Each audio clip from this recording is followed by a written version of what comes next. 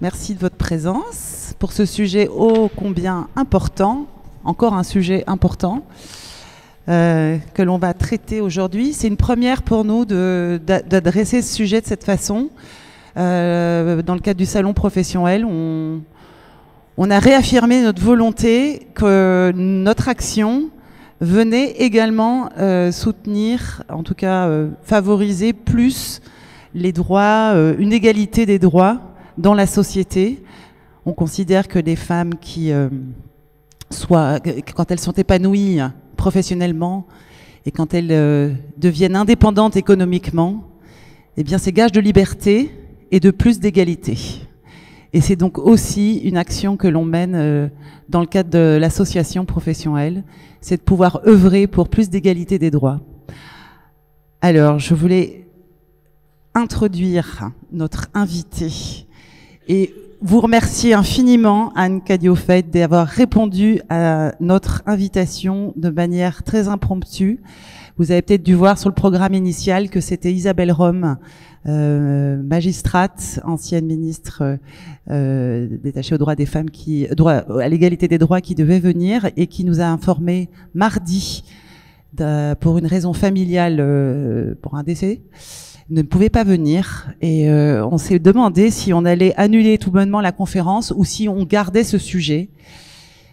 Et Anne a accepté de relever le défi de venir parler des droits des femmes, en tout cas des droits en général aussi, et de parler aussi de son parcours, qui, vous allez voir, est très intéressant.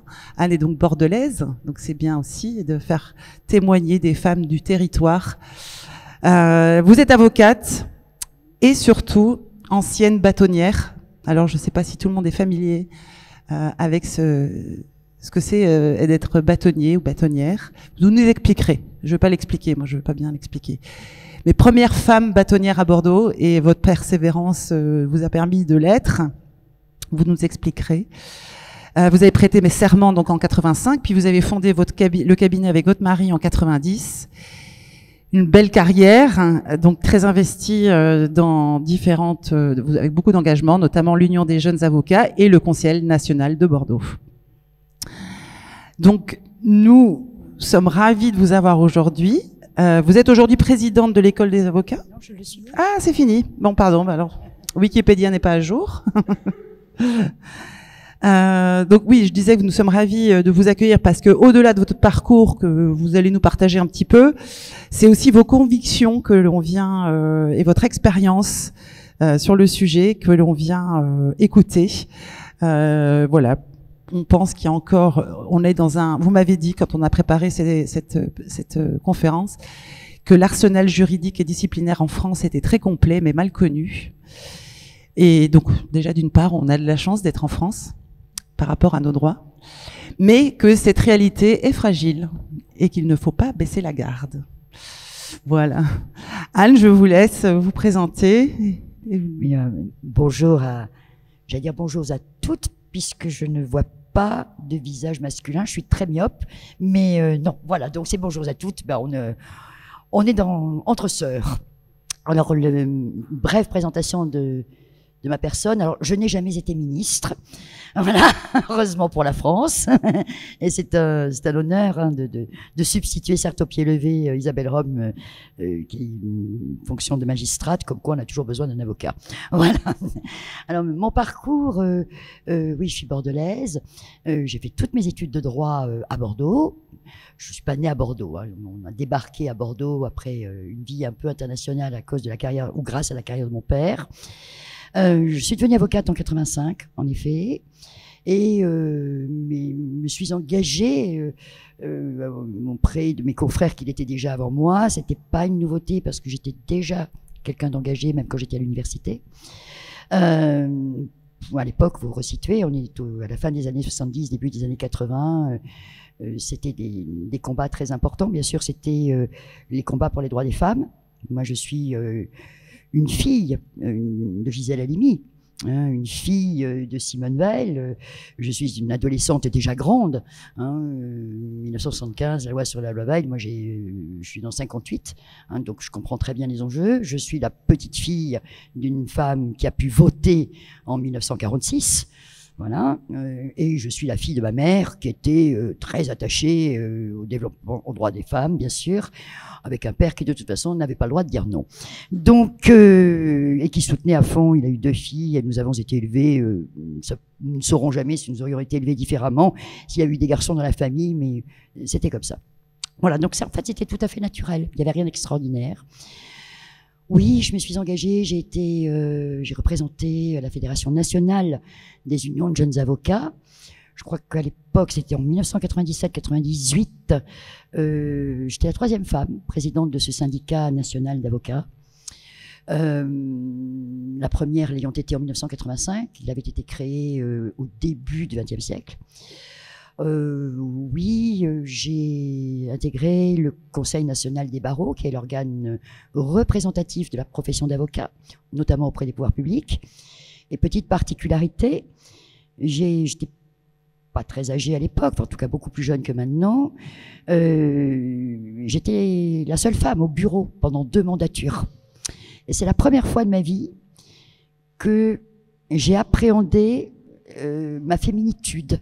J'avais l'impression, j'avais 45 ans à peu près, que j'avais pour mission, et c'était pas celle que je m'étais assignée, de représenter l'ensemble de mes consoeurs. Et je vous explique pourquoi. Parce qu'il y avait eu des élections, qu'il y avait eu d'autres femmes qui s'étaient présentées aux élections contre des hommes. Hein, la parité n'existait pas encore. Hein, voilà.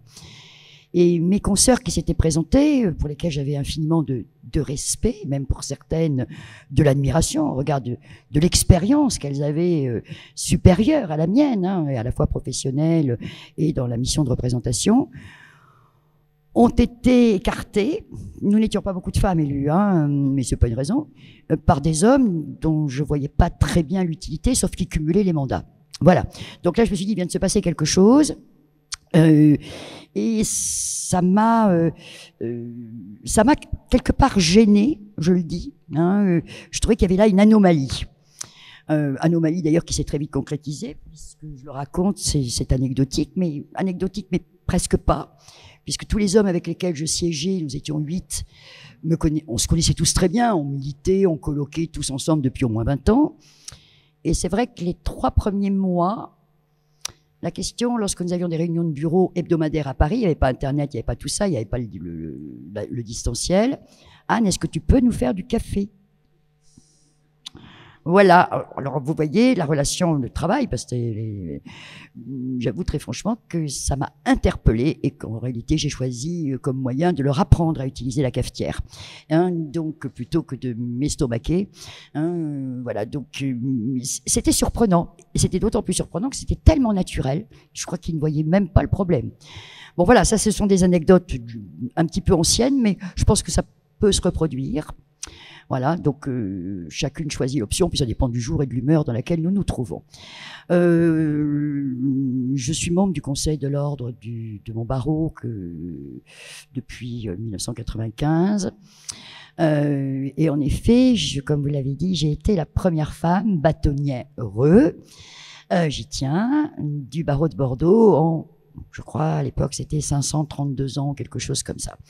Alors comme je vous l'ai rapidement dit, le fait d'avoir ce titre d'ancien bâtonnier, d'avoir été la première femme bâtonnière, une fois qu'on est élu, il y a la fonction et on exécute la mission à laquelle on s'est proposé. On n'a pas été forcé. Mais ce qui m'a beaucoup interpellée, qui m'interpelle encore aujourd'hui, c'est d'avoir été la première et donc surtout la seule femme, puisque j'ai commencé en 2004, je les ai eus à l'usure, à me présenter. Je me suis représentée en 2008, il y avait eu une élection intermédiaire. Je me représente en 2012, il y avait une élection intermédiaire en 2010, puisque c'est tous les 2 ans qu'on change de bâtonnier, et aucune autre femme entre 2004 et 2012. Alors, juste, qu'est-ce que c'est bâtonnier? C'est chef de l'ordre. Chef de l'ordre. Voilà. Ouais. Donc, le bâtonnier préside le Conseil de l'ordre, qui est l'organe de gouvernance d'un barreau. Bordeaux est un grand barreau en France, hein, il y a 2100 avocats. C'est le bâtonnier qui représente le barreau auprès de toutes les collectivités. Voilà, c'est une organisation importante. Et notre profession est une profession réglementée, hein, comme l'est la profession d'expert comptable, comme l'est la profession de médecin, d'architecte, de dentiste, d'infirmière, etc. Voilà, c'est la loi de la République qui réglemente l'exercice de notre profession. Donc oui, c'était important. Et donc je dis cela, moi, ce qui me marque le plus, c'est cette unicité dans la candidature entre 2004 et 2012, avec déjà à l'époque un nombre de femmes supérieur inscrites au barreau de Bordeaux par rapport aux hommes. D'accord ? Alors je le dis souvent, nous ne connaissons pas la solidarité entre nous, en tout cas pas selon le même schéma que celui des hommes. Nous n'avons jamais appris, nous n'avons jamais entendu, et pas aujourd'hui moins qu'hier ou plus qu'hier, tu seras une femme, ma fille. Ce avec quoi les garçons ont été bercés, je pense que beaucoup d'entre eux ne savaient pas non plus ce que ça voulait dire. Ils n'avaient peut-être pas envie d'être... c'est possible, ils n'osaient pas le dire. De toute façon, ça la foutait mal s'ils disaient que je veux simplement être moi. C'est les schémas collectifs. Voilà, donc ça m'a beaucoup interpellée. Et pour vous dire, donc j'ai été élue en 2012, et l'autre femme, la deuxième candidate, elle a été élue, oui, mais c'était la deuxième femme à se présenter, c'est ma consoeur Christine Maz, qui a été élue en 2021. D'accord, voilà. Donc vous en 2014 2012. 2012. Je prends mes fonctions en 2014, oui, parce qu'on a une année de stage. Oui. Et Christine a été élue exactement 9 ans après moi. Et là, aux joies, nous rentrons dans la normalité, puisque c'est une femme qui a été élue aussi et qui a pris la suite de la bâtonnière Christine Maz. C'est mon excellente consoeur brillante, Caroline Lavessière, qui est bâtonnière. Donc voilà, dans l'histoire, 2 femmes se succèdent à cette fonction, et je peux vous dire que elle a eu une élection, elle avait un challenger. C'est pas attaché à la femme qu'elle est, c'est la personne de qualité. On n'avait jamais vu ça. Un scrutin d'enfer, voilà, majorité, participation extraordinaire, et elle a mis 1200 voix dans la vue à son challenger. Voilà. Donc, voilà. Donc c'est, vous voyez comment les choses peuvent évoluer. Alors cet aspect-là, cette histoire très très personnelle, hein, il faut la digérer, il faut en tirer des leçons. Moi, je suis maintenant très contente, hein, je serai toujours la première, certes, mais j'ai des sœurs. Voilà. Donc ça, c'est formidable. Et ça donne une idée de la nécessité de maintenir cet esprit combatif, non pas du tout contre les hommes, car l'évolution formidable à laquelle dont je suis témoin au regard de l'âge qui est le mien, et puis bon, d'une forme d'expérience quand même de la vie à la fois professionnelle stricto sensu et extra-professionnelle et représentative, d'une évolution des mentalités des hommes. Tu seras un homme, mon fils, on voit aussi beaucoup de garçons, beaucoup d'hommes se libérer de cette obligation qui pesait sur leurs épaules, hein, décider eux aussi qu'ils ont le droit de choisir leur vie, hein, et en fonction d'une durée de vie, puisqu'une vie, on va la souhaiter très longue à tous, et qu'il y a des moments de pause aussi, hein, soit qui sont malheureusement contraints, soit que on décide, ça rentre dans les mœurs aussi, c'est très bien, hein, de se les imposer, hein, voilà, pour rebondir sur autre chose, voilà, et changer de voie professionnelle. Je sais que c'est votre thème.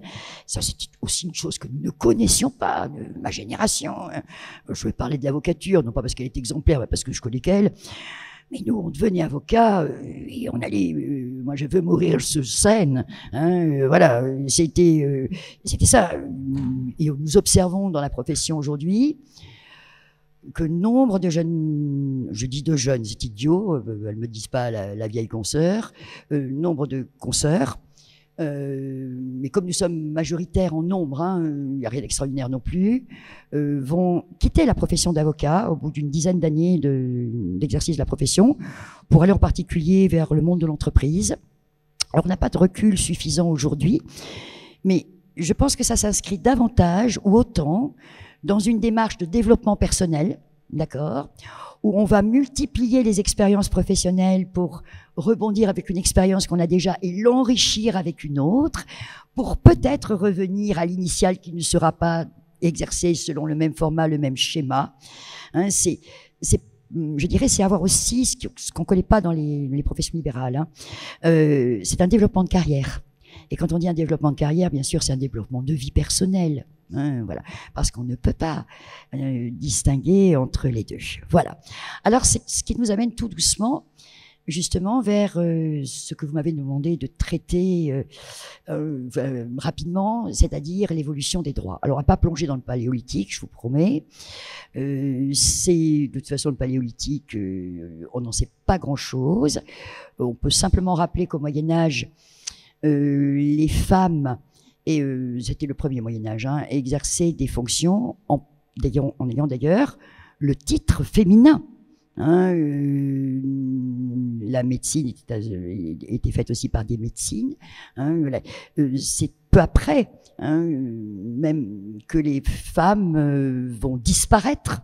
D'abord, je dirais même du vocabulaire professionnel, qu'on va les enfermer véritablement dans ce que j'appelle le gynécée, ou les réenfermer. En tout cas, je parle de la culture occidentale, hein, puisque c'est celle que je connais le mieux, hein, et qui n'est pas exemplaire par rapport aux autres. Voilà, donc il y a le grand moment dans l'histoire de France qui est la Révolution française. On connaît toutes, bien sûr, notre aïeule, hein, celle qu'on peut appeler mémé, grand-mère, mamie, bon, bref, à laquelle on tient. C'est Olympe de Gouges, 1791. Elle rédige la Déclaration universelle des droits de la femme et de la citoyenne. Bon, on connaît le sort que les révolutionnaires de la terreur lui ont réservé, on lui a coupé le kiki. Elle est passée à la guillotine. Allez, hop. Donc, et là, on enchaîne avec Napoléon. Le code Napoléon, cette chose magnifique, hein, qui est le code civil, et tout ce que Napoléon aura pu, je dirais, créer, la France d'aujourd'hui, les départements, que ce soit le droit administratif, etc., c'est Napoléon. Et le code civil. Alors, le code civil, quand même, contient déjà en 1804 une disposition d'importance, parce qu'on a quand même adopté la Déclaration des droits de l'homme et du citoyen, et que Napoléon ne la remet pas en cause. C'est le fait que le corps humain n'est pas dans le commerce. C'est dans pratiquement ce qu'on appelle le préambule du code civil. Et ça y est toujours. Je vous renvoie aux dispositions il a été un peu modifié aujourd'hui, c'est les dispositions de l'article 16 et les articles 16 et suivants de notre code civil. Le corps humain est hors du commerce. Il a été un petit peu modifié avec les lois bioéthiques, etc., mais toujours inspiré par la même chose. Par exemple, on n'a pas le droit de faire des ventes d'organes. D'accord ? C'est pour ça qu'on a un petit peu modifié. Mais retenez cela parce que c'est intéressant. Ça, c'est la première chose. Et il faudra quand même attendre l'après-Seconde Guerre mondiale, on va le dire, hein, le général de Gaulle, hein, et toute son équipe, pour qu'en 1945 soit enfin voté le fait qu'une femme est une citoyenne de la République française et qu'elle a le droit de vote. Les femmes voteront en 1946, c'est une loi de 1945, de mémoire du mois d'avril 1945, et elles voteront pour la première fois aux élections municipales, on les a peut-être pas comme ça à l'époque, de 1946. Elles auront une carte d'électeur, d'électrice. On disait carte d'électeur, c'était pas le problème. C'est également en 1946 que l'on élabore justement le préambule de notre Constitution de 1946, qui était la 4e République, d'accord ? Et dans ce préambule, c'est là qu'on inscrit dans le préambule de la Constitution l'égalité entre tous les citoyens, quelle que soit leur religion, leur sexe, leur genre, leur appartenance, leur famille, l'engagement politique, syndical, etc. C'est dans le préambule de la Constitution. Préambule de la Constitution de 1946, qui fait partie de ce qu'on appelle, mais c'est votre langage à vous, c'est pas le mien, hein, ce qu'on appelle le bloc de constitutionnalité de notre Constitution de 1958, 10 octobre 1958. Il en fait partie intégrante, hein, et qui a créé, à partir de laquelle est né le régime dans lequel nous vivons aujourd'hui, la 5e République. Donc ça, c'est également extrêmement important. Il va y avoir un cheminement Là, on s'égare, on sort un peu du droit, mais quand même. La première femme ministre, elle l'est en 1946. C'est le général de Gaulle qui la désigne aux grandes dames de la société française, pas que des mâles, d'accord? La première femme magistrat va l'être également en 1946.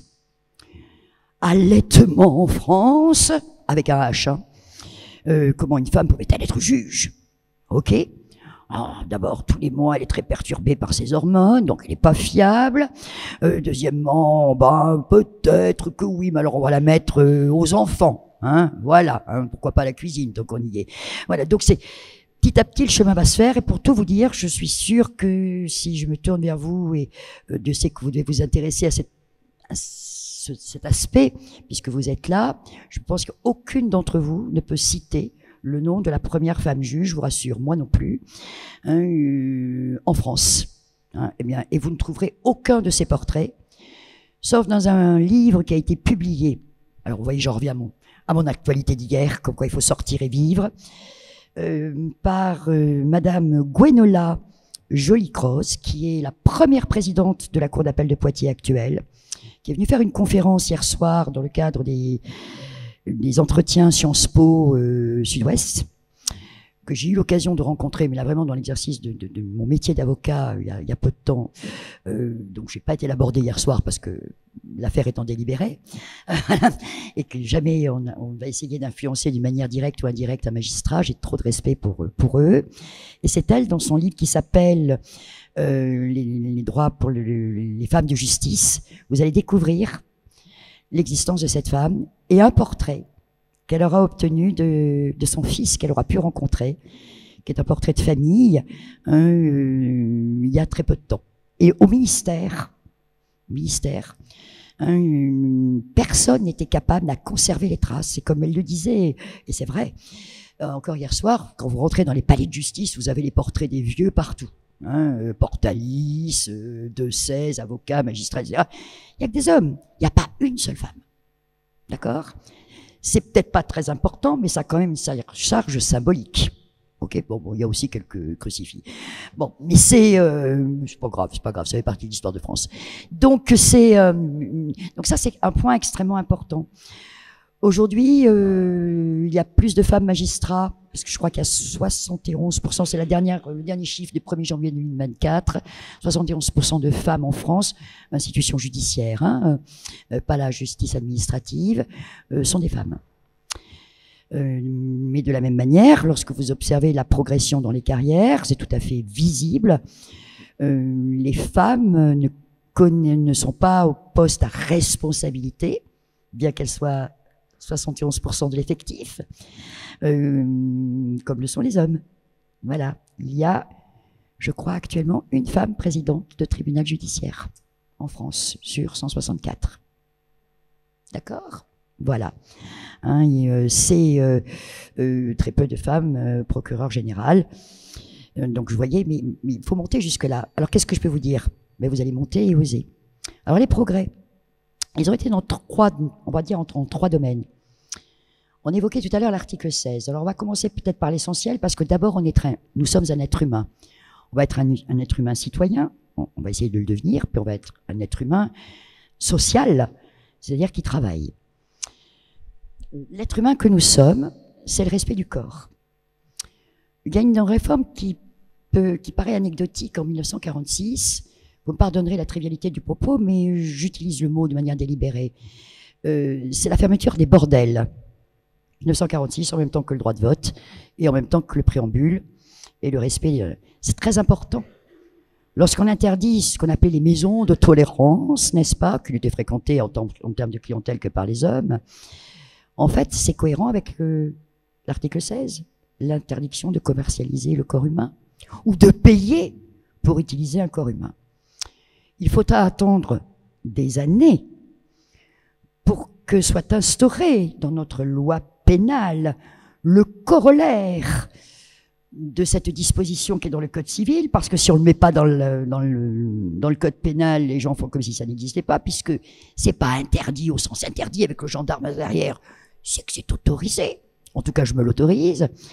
Or, ce qu'on va interdire, d'abord, faire que le racolage ne soit plus un délit, c'est-à-dire qu'on ne poursuit plus les femmes et les hommes qui se livrent à l'activité de prostitution, mais en revanche, on va dire que c'est un délit, le fait de demander à un être humain de mettre à sa disposition son corps, moyennant de l'argent, pour en faire soit un objet sexuel, enfin, la plupart du temps un objet sexuel, puisque c'est probablement par cette voie-là que l'on amenuise le plus un autre être humain, d'accord? Parce que c'est son intimité que l'on touche.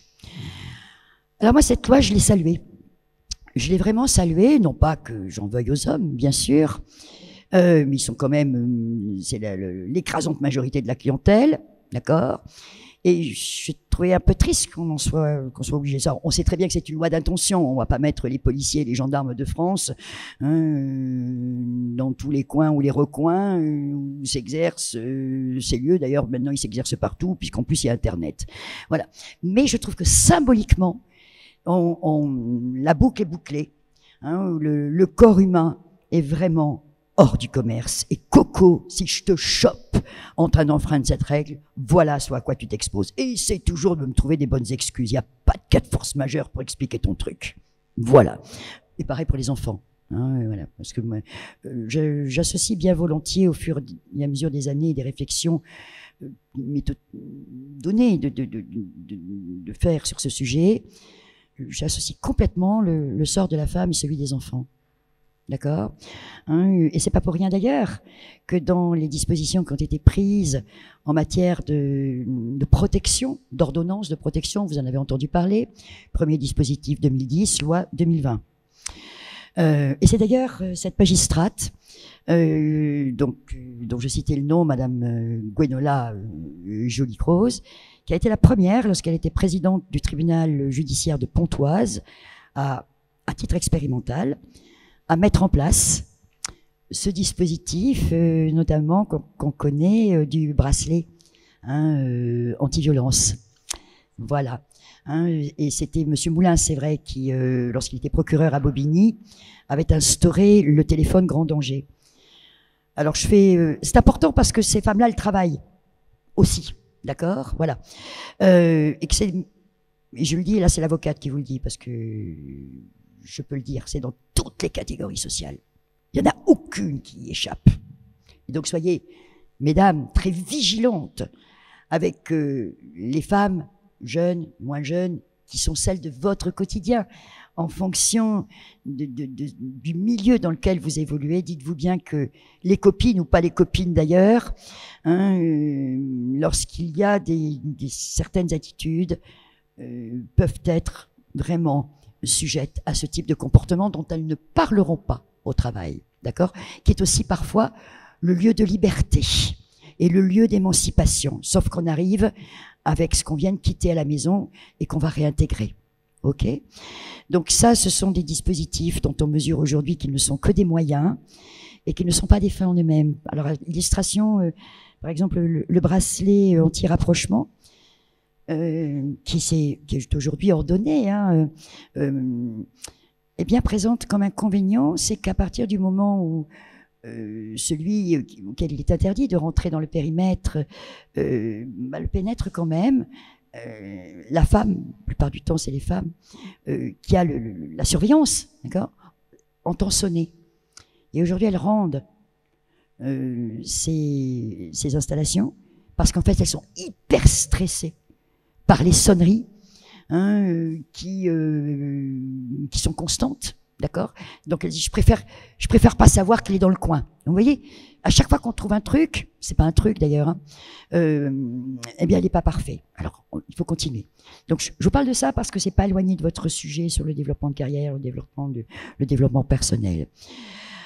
Ça c'est les points importants dans les lois du travail, bien sûr. Loi du travail. Alors ça commence, je crois que la première loi sur l'égalité homme-femme, ça remonte 1973. OK. Et vous avez, je vais vous passer la litanie des lois, mais je vous renvoie sur Internet, il y a absolument tout. Vous allez avoir toute la chronologie des droits des femmes. Il faudra attendre 20 ans. Et on a toute une série de lois qui viennent rajouter à une autre. Tout le temps, pour rajouter la loi sur les rémunérations, la loi sur la promotion, la loi sur l'égalité dans la fonction publique, dans l'entreprise privée, dans les organisations, loi très récente, où l'on dit que les femmes ont les mêmes droits et on instaure la parité pour que les femmes soient à égalité de représentation dans les conseils d'administration. Au début, on avait fait en fonction de la dimension des entreprises, en fonction du nombre de salariés. On a réduit à un nombre un peu moins important, c'est très récent, plus de 50 salariés, avec une amende. Il faut en plus imposer une sanction équivalente à 1% de la masse salariale, c'est-à-dire que vous pouvez sécher une entreprise, elle prend le risque d'être séchée, malheureusement, c'est que tous les employés et les salariés seront aussi concernés si on l'appliquait. Donc l'application, elle est délicate, on est plutôt là aussi sur une loi symbole, même si elle est très précise, mais on va pas prendre le risque de mettre à la porte des gens qui n'y sont pour rien. Okay, voilà. Donc vous voyez, on a tout cela. Il faut extrêmement rester vigilant. La parité, alors il y a la fameuse loi Sauvadet, là c'est la fonction publique, sur l'égalité, sauf que dans les pratiques, et là je vous renvoie, c'est les associations qui y travaillent, on ne change pas la vie, on n'est que des êtres humains normaux, et une femme va mettre un peu en suspens son développement de carrière. Elle est jeune quand elle commence, d'accord, il y a les enfants, le temps passe, là où le garçon, lui au bout de 5 ans, oups, ça y est, je suis déjà candidat à des responsabilités. Et dans la fonction publique, tout est normé. D'accord, voilà. On passe les grades, les échelons, etc. Et c'est extrêmement réglementé. Et lorsque la femme se réveille au bout d'une dizaine d'années en disant ça y est, les enfants sont un peu grands, je peux m'occuper de moi, elle postule, on dit mais madame, c'est très bien, mais de manière très théorique, et puis c'est couché sur le papier. Vous n'avez strictement rien fichu, vous n'êtes pas bougé depuis 10 ans. Ah ben oui, c'est vrai. Et alors qu'est-ce que vous venez là aujourd'hui? C'est un peu tard, il faut recommencer. Il faut attendre encore un peu. Et c'est comme ça qu'on va avoir des développements de carrière chez les femmes, je caricature à peine, qui nécessairement n'aboutiront pas à un même niveau de responsabilité, puisqu'elles vont s'autoriser à entrer dans cette démarche beaucoup plus tard, mais qu'elles sont pénalisées par elles-mêmes. Alors je voulais vous demander justement, parce que ces évolutions, on les a essayé de les faire progresser grâce à des quotas. Oui. Des quotas, certains décrient en disant que ça ne se mesure pas, on ne va pas mesurer, on va pas prendre une femme parce qu'elle est une femme. Qu'est-ce que vous en pensez? Est-ce que c'est une bonne chose ou est-ce que il faut laisser ce vivier grandir et il trouvera sa place, ce vivier de femmes? Alors, comme je suis une dame de l'âge qui est le mien, qui a exercé des responsabilités, même si je n'ai ni été ministre, encore moins président de la République, j'appartiens quand même à une catégorie, c'est pas pour me grandir du tout, de femmes qui ont eu des fonctions un peu exceptionnelles par rapport au nombre des autres. Ça ne veut pas dire qu'on est supérieur, voilà, pas du tout, en aucun cas. Et je vais vous dire, j'ai été d'une bêtise et d'une prétention. À la fin des années 90, c'est là que le débat émerge vraiment pour de vrai, en disant j'étais contre toute l'idée de la parité, la féminisation des fonctions, etc. Je dis que c'était prétentieux parce que j'avais déjà eu l'occasion d'exercer des fonctions et que pour moi il y avait peut-être 2 catégories de femmes. Celles qui fonctionnaient selon la promotion canapé, ça existe, on va pas se le cacher entre nous, c'est vrai, on les voit depuis l'école maternelle, elles ne changent pas à 60 ans, voilà. Et puis celles qui ont mérité, eh bien je dis que c'était d'une prétention insupportable. Et je ne suis pas la seule. Toutes les copines qui sont de ma génération, on est toutes passées par là. Et non, on se considérait pas du tout exceptionnel, mais nous on était badinteriennes. Et en face il y avait Sophie Agacinski, voilà, les 2 grandes philosophes françaises engagées dans l'action féministe. Badinter, c'était l'universalité des droits, c'est toujours l'égalité absolue, d'accord. Sophie Agacinski, grande philosophe aussi, l'épouse de Lionel Jospin, mais beaucoup plus pragmatique. Et c'est elle qui va dire, qui va pousser, etc. Elle avait raison. Et aujourd'hui, je vais vous le dire, c'est ce que j'entendais hier soir, nous avons beaucoup, notre société a vraiment acquis des droits formels qui permettent aux hommes et aux femmes, quel que soit le genre, le sexe, vous appelez ça, on appelle ça comme on veut, peu importe, d'être dans une égalité.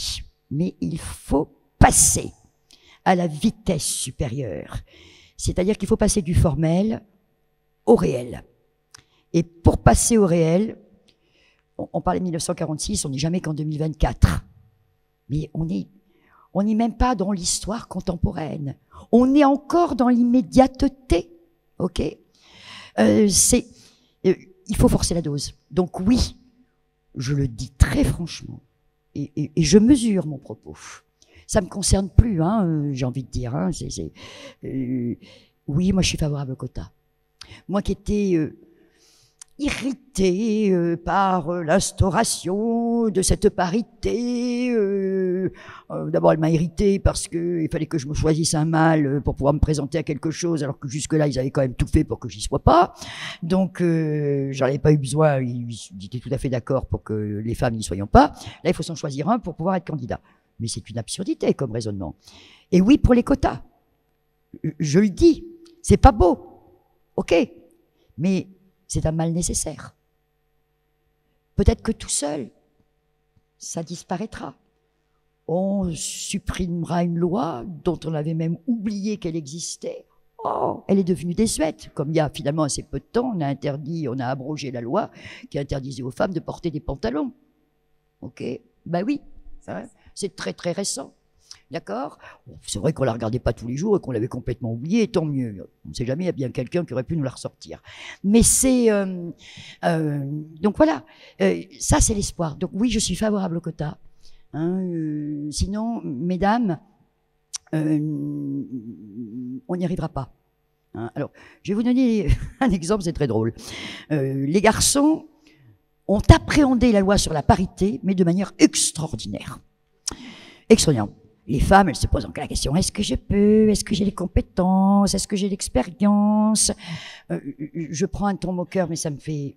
Je n'ai pas du tout envie de me moquer de mes sœurs. D'accord? Voilà. Les garçons, dis donc Anne, voilà, je voudrais me présenter à telle fonction, il me faut une femme. Mais alors il va de franco, avec Mamita, mon surnom dans la profession c'est Mamita. J'ai dit, mais attends, tu as demandé à ta femme, tu lui as dit que tu te choisis, c'est pas une cruche que tu prends, c'est pas une accompagnatrice pour faire bien. Et là il me regarde, ou ils éclatent de rire, ou ils mesurent, je dirais, l'idiotie, la sottise, l'imbécilité du propos qui lui est venu naturellement, spontanément. Hein, alors Mamita va faire sa pédagogue, mais de notre côté j'entends les filles, les femmes, qui s'interrogent toujours sur leur capacité à. Alors oui, je dis, filles, osez, et puis si vous n'osez pas, bah, bien sûr que vous allez vous casser la figure, hein, c'est évident, hein, il y a qu'en faisant un pas qu'on avance, hein, et le pas peut être incertain, hein, on peut perdre l'équilibre, mais on peut se rattraper aussi. Et puis une fois qu'on a fait le premier, le second il marche, et le pas est lancé. Alors il y en a qui courront, il y en a qui trottineront, il y en a qui marcheront lentement. Voilà, il y en a qui vont vouloir faire des performances, d'autres qui vont vouloir se promener. Et ça, c'est le choix de chaque individu. Et chaque choix est respectable. Et ça, c'est important. Mais je le dis encore aujourd'hui, et je veux bien le dire. Je pensais que on n'aurait plus besoin de parler comme nous parlons aujourd'hui.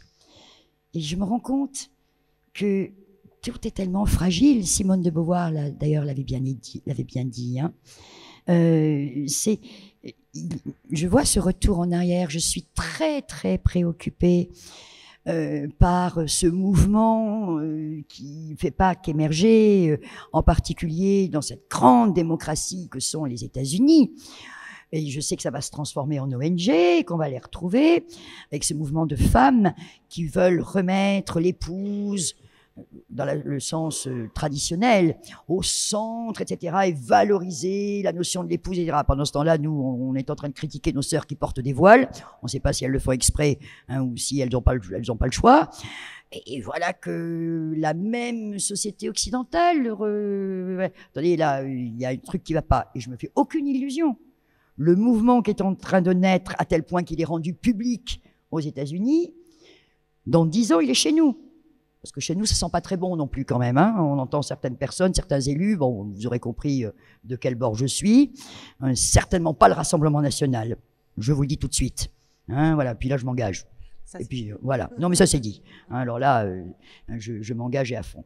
C'est femme ou homme, hein, c'est les mêmes cochonneries. Donc voilà, voilà. Donc ça c'est un point très important. Donc soyons extrêmement vigilants dans l'intérêt de la société tout entière, hommes et femmes, parce qu'on a bien compris et on a de plus en plus, je dirais je vais dire de mal, mais un peu dans le sens anglo-saxon, female and male, hein, voilà, qui sont aussi heureux comme ça. Hein. Moi, je vois des gens jeunes.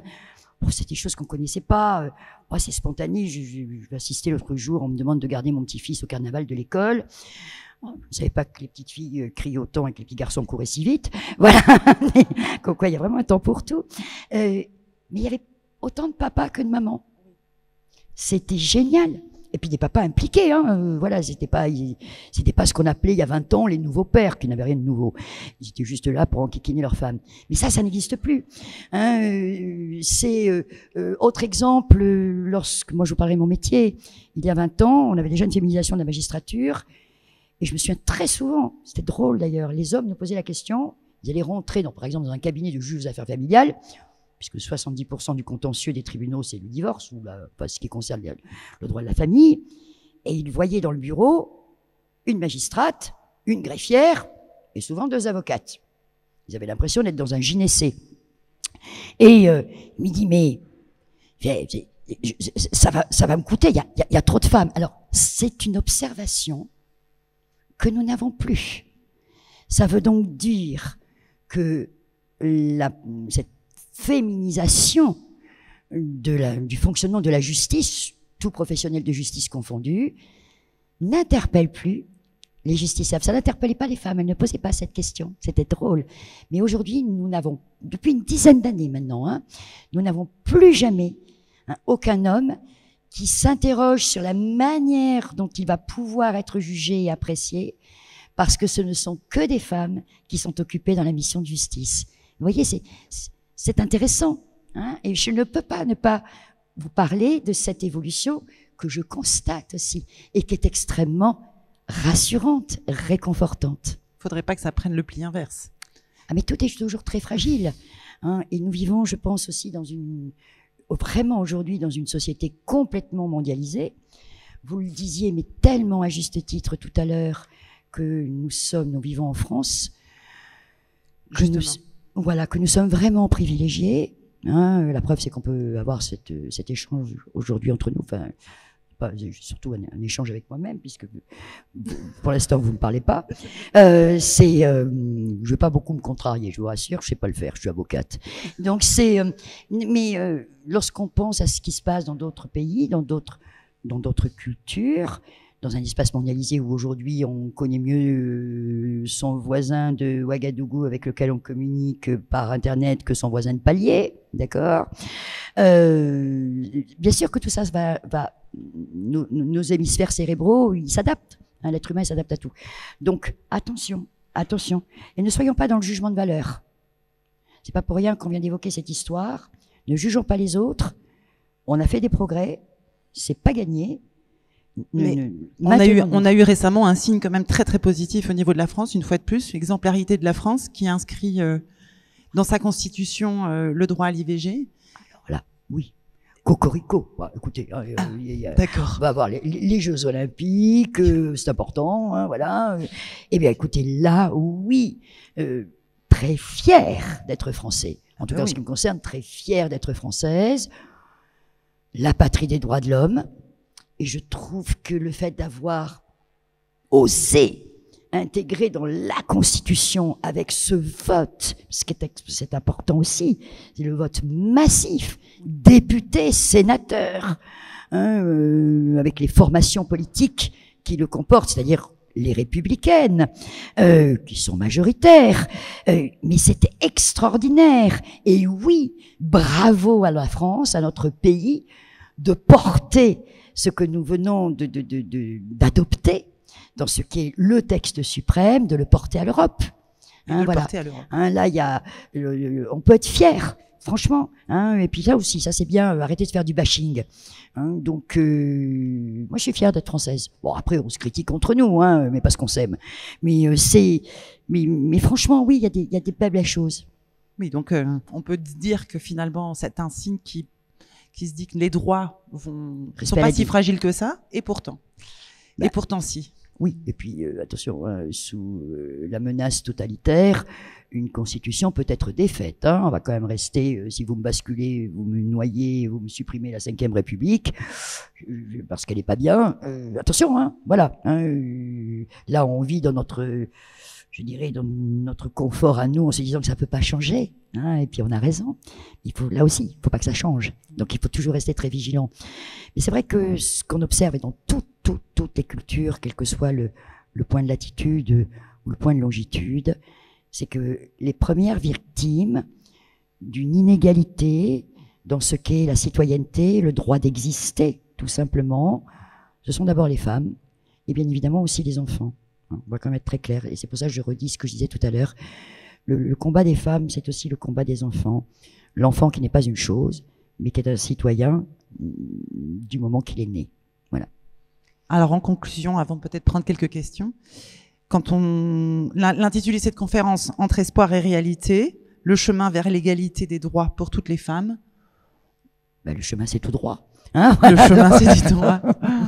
Le chemin, c'est tout droit. Il faut bien s'accrocher aux rampes de temps en temps. Il y en a qui vont essayer de pousser sur les chemins forestiers de traverse. De temps en temps, ça fait du bien d'aller se promener dans les, voilà. Mais vraiment, moi, je dis aux femmes, osez, ayez l'audace. Non, vous n'êtes pas des impostures. Oui, vous êtes capables d'eux. Ne vous réfrénez pas. Exprimez vos ambitions. Parce que parfois, oraliser, exprimer une envie, un rêve, c'est ce qui va permettre de faire le pas pour pouvoir le réaliser. Le garder à l'intérieur de soi, c'est penser avec soi-même, ça sort pas, d'accord? Nous avons la chance d'avoir justement des organisations, notamment un milieu associatif tellement dense en France et tellement riche, qui vont être ces lieux de parole et ces lieux d'aide dans cet accompagnement. Voilà. Et en termes de droits, ne pas se désintéresser de ses droits. Surtout pas, et même de ses droits personnels. Nul n'est censé ignorer la loi. Alors voilà, elle est compliquée, elle est, il faut le dire, même pour nous juristes, comme elle change tellement souvent, les professionnels du droit, on a du mal à suivre l'actualité. On fait ce qu'on peut, mais on espère du mieux que nous pouvons, dans l'intérêt de celles et ceux qui font appel à nous. Mais c'est compliqué. Alors déjà, avoir les repères. En plus, maintenant, il y a quand même vraiment, ça c'est génial, cet accès à l'information. D'accord ? Vous allez regarder, vous allez voir les droits. C'est exprimé dans un langage juridique qui est parfois un peu barbare. Moi, je comprends rien au langage de mon plombier. Je vous le dis franchement, je suis admirative quand il vient me sauver la chaudière. Donc il essaie de m'expliquer. Je lui dis oui, j'ai rien compris. Chacun son métier. Alors n'existez pas. Posez la question. Et ça aussi, je le dis. Et je dis souvent, il n'y a aucune question idiote, sauf celle que l'on n'ose pas poser. Pas à soi-même, à l'autre. Merci Anne. Si vous voulez justement, voilà, c'est Isabelle Rome qui devait venir parler notamment aussi de son livre qui est toujours qui est accessible ici à la librairie sur le stand Mola, sur le droit des femmes, et il y a tout l'historique aussi et des grandes lois qui sont expliquées de manière le plus simple possible. Donc avec des illustrations. Il y a beaucoup d'illustrations, donc ce livre est plutôt bien fait. Donc voilà, c'est pas le livre de Anne Cadieux-Feit, mais vous en avez parlé. Le contenu était assez similaire. Le contenu est similaire, voilà. Exactement. Donc merci. Je ne sais pas si vous voulez profiter encore de ce moment pour poser des questions, aller plus loin. Ou juste exprimer des observations. Profitez. Bonsoir. Je ne sais pas si je vais être à côté de la plaque, mais comme il faut poser toutes les questions... On n'entend pas bien. Ah, pardon. C'est bon là? Il faut bien coller son micro. Ah, ok. C'est bon? Très bien.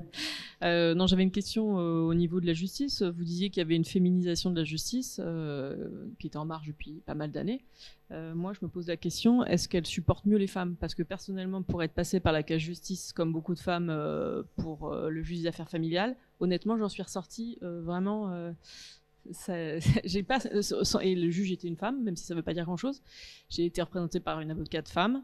J'ai pas eu l'impression d'avoir été soutenue, honnêtement, et ça a été un gros choc et un gros traumatisme. Et ce n'est pas qu'au moment de passer devant le juge, hein. C'est à partir du moment où vous vous séparez de la personne avec qui vous vivez que vous subissez un parcours du combattant, et que je n'ai jamais eu l'impression d'être soutenue par pas grand monde et pas par la justice. Voilà. Alors, je vais le dire. Alors, d'abord, il y a des dossiers qui sont, j'allais dire plus ou moins bons, pardonnez-moi, c'est un langage technique, hein, avec des juges également qui sont des êtres humains. C'est ce que votre avocat a dû vous dire, l'aléa judiciaire. Hein. C'est pas qu'on ouvre un parapluie pour le cas où celle ou celui qui est notre client pourrait ne pas gagner. Hein. C'est que nous avons toujours affaire à un être humain avec... des capacités à géométrie variable, alors peut-être selon les jours, les humeurs, là aussi, hein, ça peut exister, je ne vais pas vous le cacher, c'est pour ça qu'on a inventé l'appel, hein, voilà.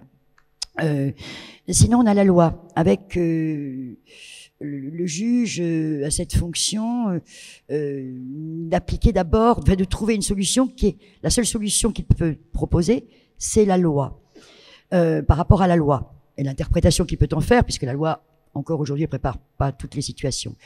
Alors, ce qui est important aussi, me semble-t-il, je le vois à travers l'expérience qui est d'avocat, hein, qui est la mienne, c'est justement de prendre le temps d'expliquer aux personnes quelle est l'exigence, quelles sont les exigences non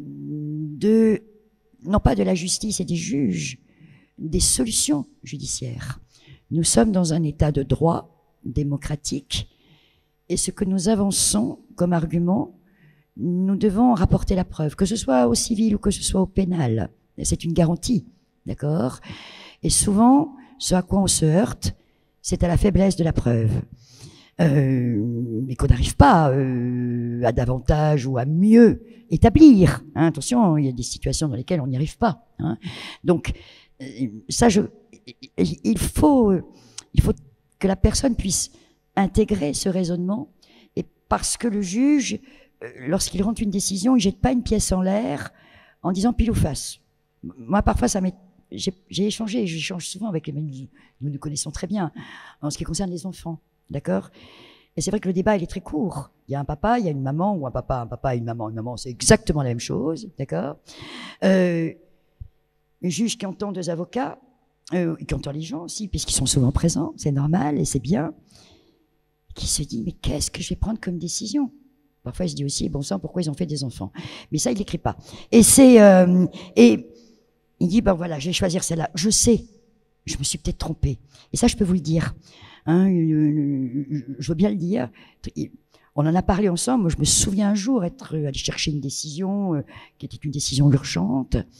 La greffière me l'attend. Et la juge rentre dans le bureau de sa greffière à ce moment-là, en me disant, voilà, maître Cadiofet, je suis désolée, j'ai donné raison, elle a donné raison au père. Bon, voilà.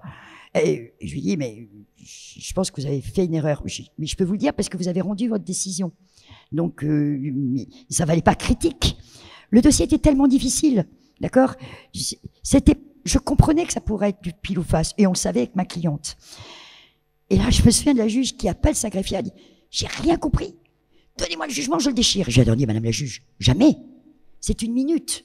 C'est une minute, c'est un acte authentique. Vous n'êtes pas trompé. Vous avez eu une appréciation. Je vous dis pas que c'est... Moi, je vais faire le service après-vente, hein, avec la cliente. Ça, c'est mon job, c'est mon métier, et on va aller en appel. Voilà, on a gagné en appel, et puis entre les deux, on a trouvé une discussion parce que j'avais un contradicteur en face, avocat, qui était une personne remarquable. Et que ce à quoi nous pensions, vous voyez, c'était trouver la solution pour les enfants. Voilà, pour l'enfant à l'époque. Voilà. Mais je vous raconte cette anecdote. Je me souviens de cette juge qui voulait déchirer. 8 jours après, elle a demandé à ne plus être juge aux affaires familiales. D'accord, parce qu'elle trouvait que c'était trop lourd, qu'elle avait trop peur de se tromper, ce qui est un signe d'humilité, donc un signe d'intelligence. Parce que je peux vous assurer que c'est une remarquable magistrate. Hein, et peut-être que dans sa vie à cette époque-là, moi je la connaissais pas. Cette fonction de juge aux affaires familiales n'était pas adaptée. Allez savoir. Voilà. En tout cas, voilà, quelqu'un qui reconnaissait qu'elle avait pu se tromper, mais de bonne foi. Mais du coup, vous pensez que quand même, des améliorations pourraient être à venir quand même pour oui. Pas que pour la femme, mais pour le droit de oui. la femme. Enfin, alors je vais vous dire, là, il y a eu des progrès énormes, c'est pour ça qu'on en parle aussi, parce que ça concerne également le milieu du travail.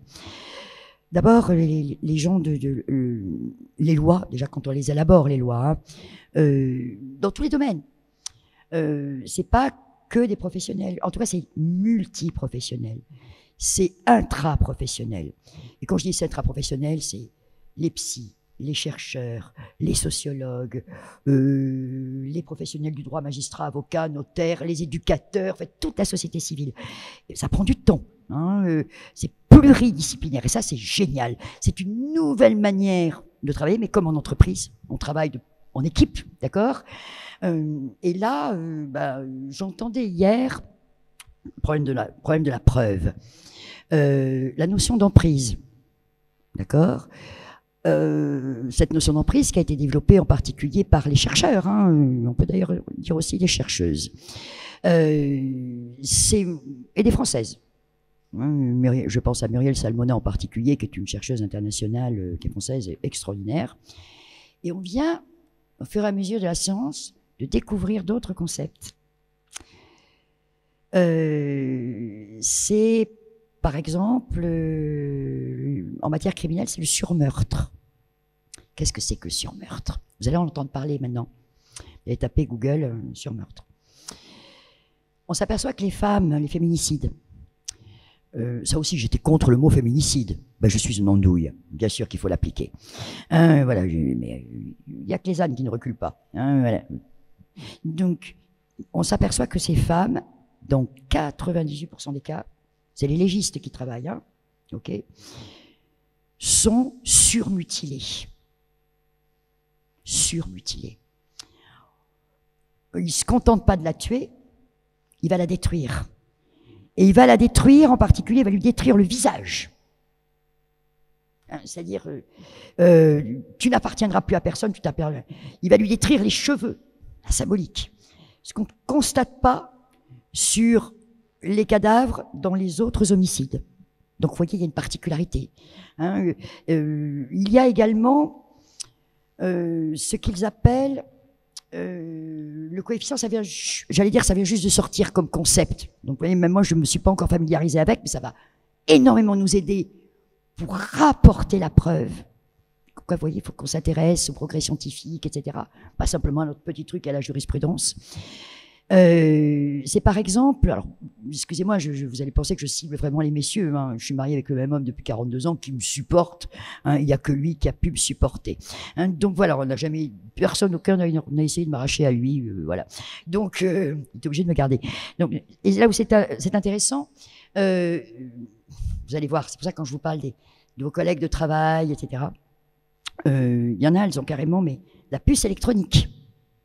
Bon, bien sûr, il y a le petit truc qu'on met dans le sac pour pouvoir la suivre. D'accord? Il y a toutes celles qui font des selfies. Hein? C'est pas que les copines, elles ont... c'est Narcisse. Sachez que les selfies, elles peuvent les envoyer à l'autre. D'accord? Ce qui vous paraît anecdotique, risible pour ne pas dire ridicule, interrogez-vous.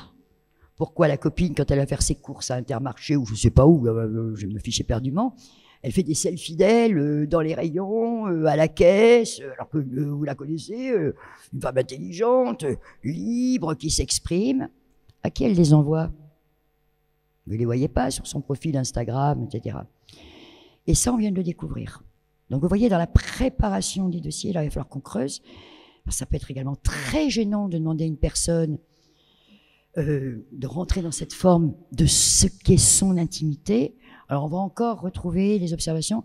Mais comment vous avez deviné maître? Pour faire accoucher, on fait les mayas, là.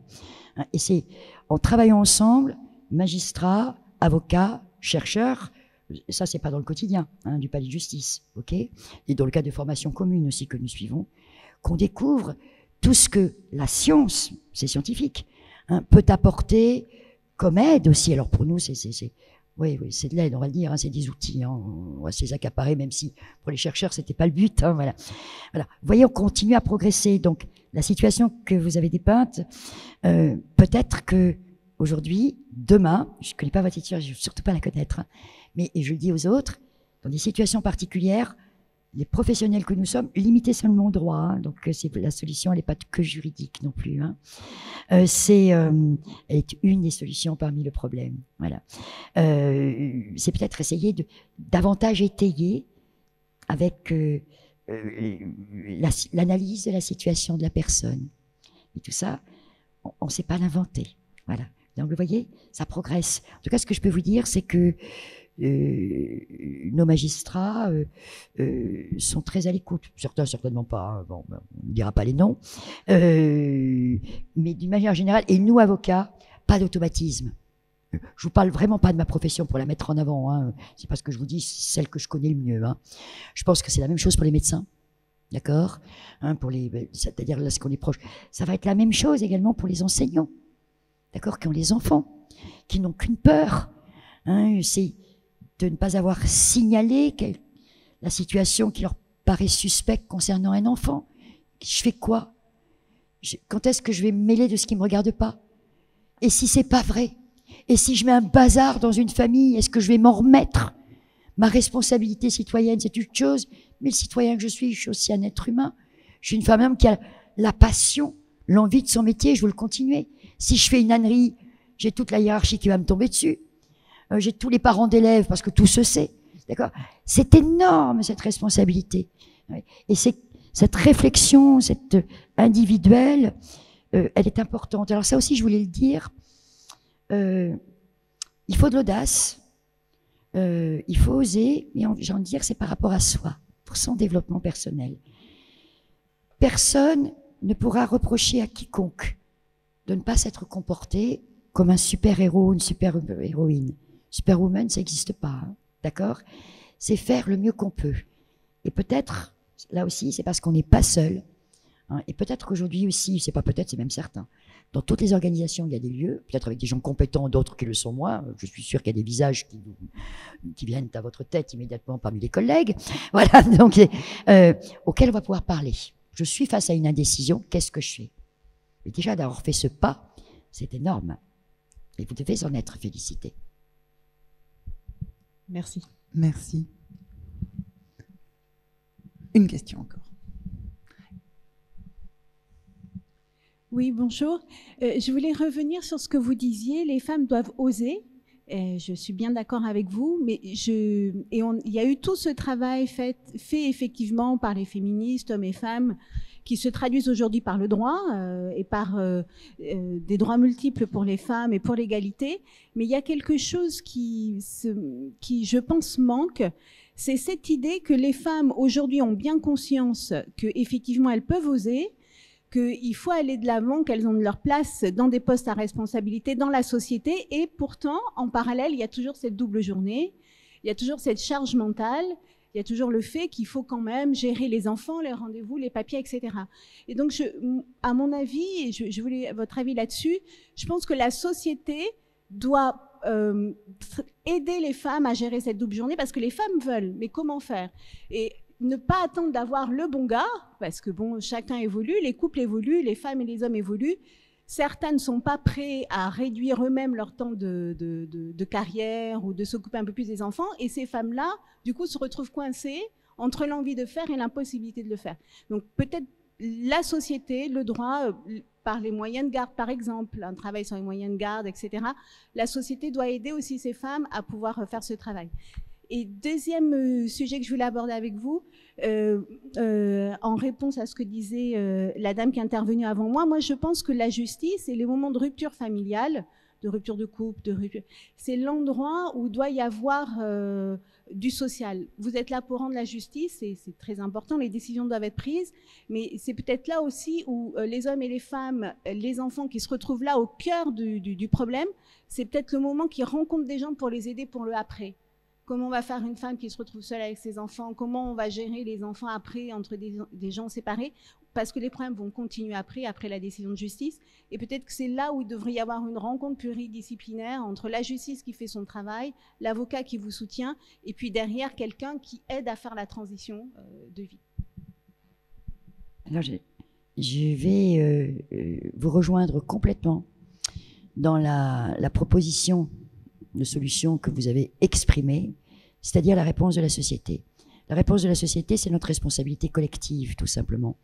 Et c'est peut-être là que c'est pour ça que quand je vous dis qu'il faut continuer, il faut que ça prenne. Nous avons peut-être en France cette difficulté. Alors on peut comparer par exemple avec l'Espagne. On dit toujours qu'en Espagne, les féminicides ont été considérablement réduits dans le nombre en 20 ans. Lorsque vous échangez avec les responsables espagnols, qu'ils soient magistrats, qu'ils soient avocats, milieu associatif, ils vont vous dire la révolution, elle n'est pas venue de la justice, elle n'est pas venue du législateur, elle est venue de la société espagnole. Voilà, qui aujourd'hui porte. La justice ne peut être saisie que de cas que de gens vont lui soumettre. C'est pas la justice qui est en retard. Lorsqu'on ne poursuivait pas les viols, lorsqu'on ne poursuivait pas les harcèlements de rue, c'est pas simplement parce que la loi n'existait pas encore. C'est parce que la justice n'était pas saisie. Pourquoi? Alors pour des tas de raisons. On a peur de porter plainte, on a peur d'en parler, etc. Ça veut dire que là, c'est une responsabilité collective. Et c'est à ce niveau-là. C'est pour ça qu'il ne faut pas lâcher, hommes et femmes. Et vous avez 1000 fois raison. Le droit, d'abord le droit à l'expression de la société. Et je vais même vous dire une chose, je trouve que notre arsenal légal législatif est plus en avance que ne le sont les esprits de notre société. Et je dis bien, tous milieux sociaux confondus, parce que l'intelligence, elle va pas de pair avec le niveau d'études, ok? Voilà. C'est l'intelligence humaine, bien sûr. C'est la plus importante. Donc, l'intelligence du vivant. Donc ça, oui, vous avez tout à fait raison. Alors maintenant, le rôle de la justice.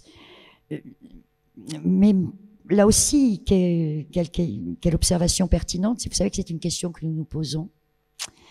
Est-ce que le rôle de la justice, est-ce qu'on doit l'envisager comme dans ce qu'on appelle le curatif, d'accord? C'est-à-dire que au lieu de couper un orteil, on va se contenter de couper l'orteil et pas la jambe, mais c'est pas là pour tous les domaines du droit, d'accord? Pénal et civil. Est-ce qu'on ne doit pas aussi faire du préventif? Et là, en bloc parce que c'est aussi brouillé. C'est pas qu'on veut bloquer du tout. Est-ce que ça ne contribuerait pas à brouiller déjà le rôle, d'identifier le rôle de la justice dans ce qu'est la République française? Avec, vous savez, Montesquieu, il est pas très, là aussi c'est pépé, il est de chez nous. La séparation des pouvoirs. La justice applique la loi, ok, à condition d'en être saisie, bien sûr. Elle n'est pas saisie par le législateur. Donc, le préventif, c'est continuer également. Et là, moi, je le dis, d'une part, c'est tout ce qui existe aussi en matière de pouvoir public en France, même avec des délégations. Il y a des délégations aux associations. On va quand même être très clair.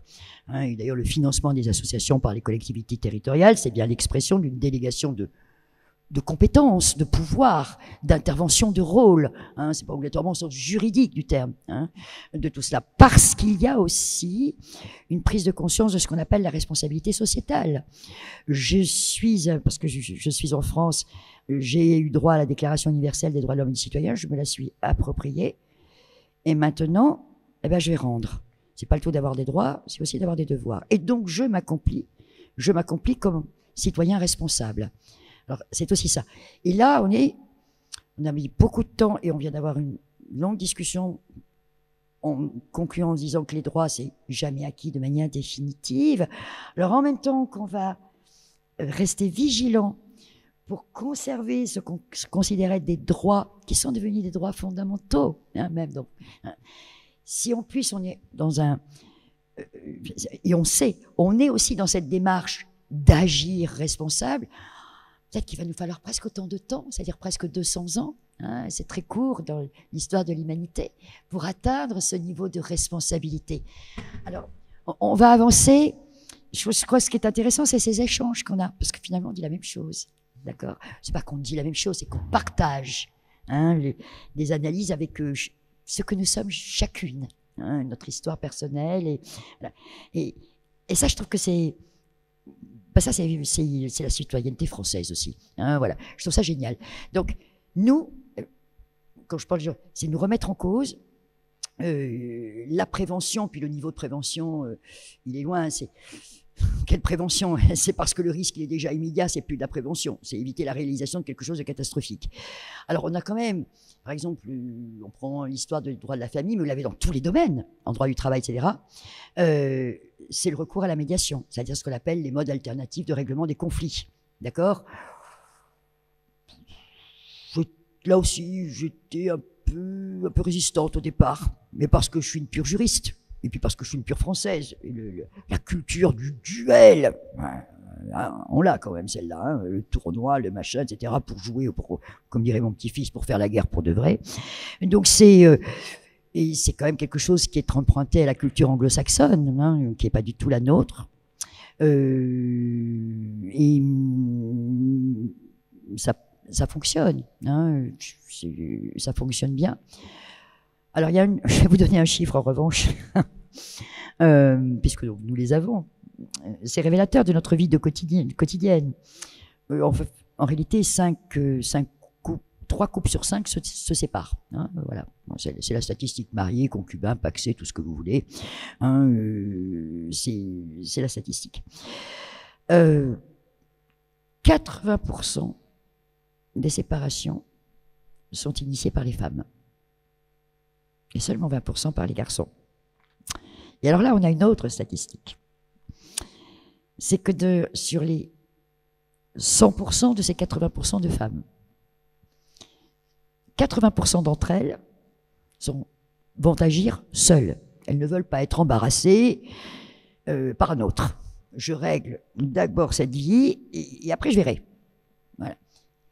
Et chez les hommes, on a exactement l'inverse. Sur les 100% des 20% qui vont prendre leur courage à deux mains pour faire le constat qu'une histoire d'amour est terminée, mais 80% d'entre eux ont la béquille et sont accompagnés. Et d'ailleurs, souvent, elles ne dépassent pas le temps de la procédure. Elle aurait été utile à la gestion de cette procédure. Voilà. Bon, ça, vous répétez pas, c'est ça d'ici, mais on se le dit entre nous parce qu'on l'observe. Puis alors, il y a des choses parfois qui nous frappent. C'est qu'on voit arriver la dame,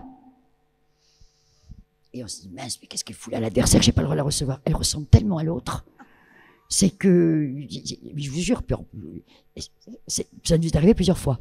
Voilà. Donc faut sourire un peu dans la vie, ça nous permet aussi de prendre du recul. Hein, voilà. Donc, je vous donne les stats que je vous donne, elles sont les vraies. Bon, c'est cette petite note d'humour. Une dernière question. Je ne sais pas où est le micro.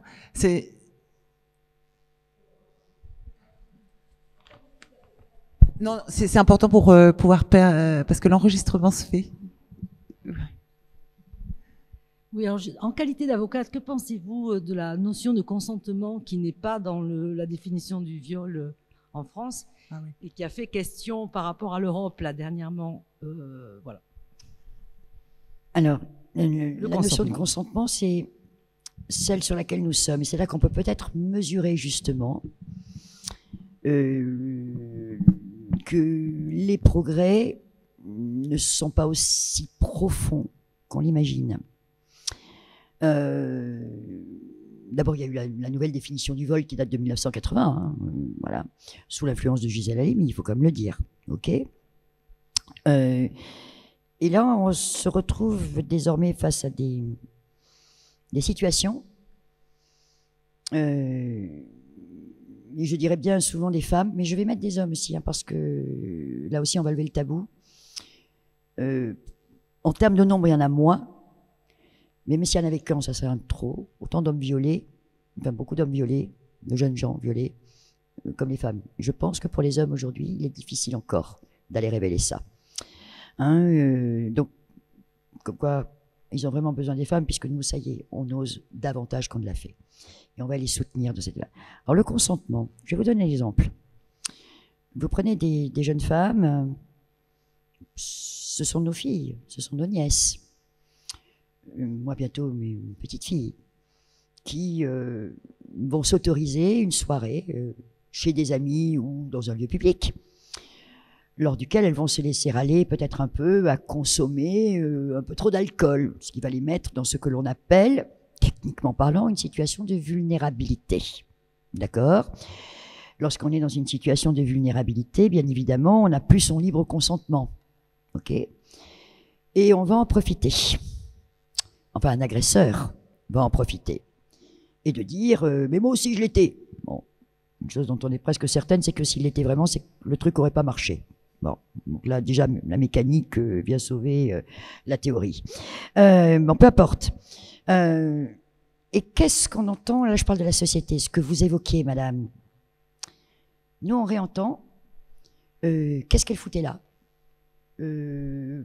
Pourquoi elle était là? C'est-à-dire exactement les mêmes choses que celles que la femme de l'âge que je suis entendait quand on avait 20 ans.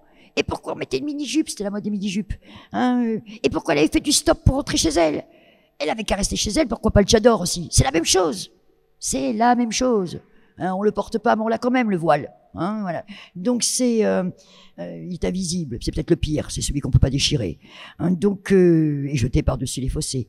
Donc, vous avez complètement raison, la notion du consentement, et c'est tout le débat. Et votre question elle est d'autant plus intéressante que dans pratiquement toutes les affaires que nous plaidons aujourd'hui, je parle des affaires pénales, qui sont des infractions sexuelles, le débat porte sur quoi? Sur la notion du consentement. Et on revient. Alors, autrefois, elle était nécessairement consentante puisqu'elle n'était pas au bon endroit, au mauvais. Et là, c'est là qu'on voit qu'on n'a pas tant évolué que ça et que c'est très fragile.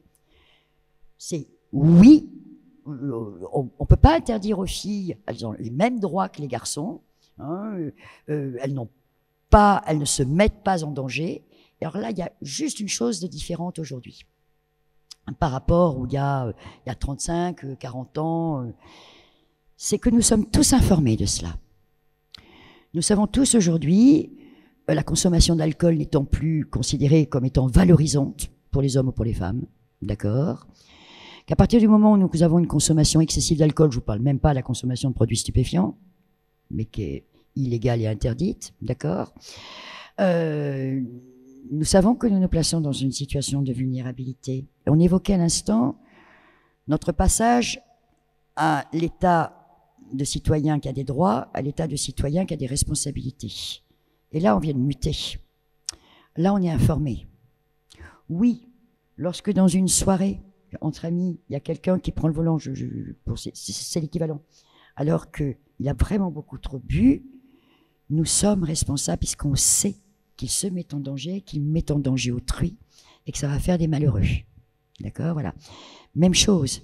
Moi, je le dis aussi, lorsque l'occasion m'en est donnée, vous sortez en boîte de nuit, et puis bien sûr que il n'y a pas à interdire d'aller dans les boîtes de nuit. Et c'est pas les patrons de boîtes de nuit qui vont faire la police, c'est aussi des commerçants. Mais lorsque vous sortez, que vous voyez qu'il y a des personnes qui titubent et qui sont seules, mais votre devoir, c'est d'appeler un Uber, c'est d'appeler un taxi, pas de lui proposer de le ramener, parce que justement il y en a qui le font, mais on sait ce qui arrive après.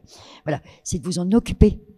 C'est pas d'aller interpeller le commerçant qui tient l'établissement. Oui, il faut qu'il boucle son établissement après, il y a beaucoup de travail.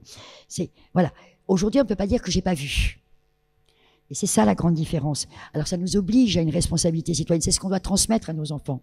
C'est bien sûr que tu as le droit de sortir, mais surtout si tu vois que machine, et même quelqu'un que tu connais pas, qui titube, hop, il faut le faire. Et c'est pas dénoncer, c'est s'occuper de l'autre. Et nous, aujourd'hui, nous sommes informés. Autrefois, on l'était pas. En tout cas, pas du tout pareil. Ça, c'est vrai. Mais vous avez tout à fait raison, le débat reprend. Vous allez voir, il est extrêmement profond et complexe. je dois dire que la femme que je suis est même furieuse, fâchée, en colère, de devoir refourbir des arguments et les redévelopper, alors que nous pensions qu'ils étaient intégrés depuis des années. Pas du tout, ça repart. Donc ça reste fragile. Bon, merci pour votre attention et de participation. Merci beaucoup, Anne, d'être venue partager, beaucoup à vous. D'avoir permis ce débat. Merci infiniment. Et merci à vous. Il reste plus que...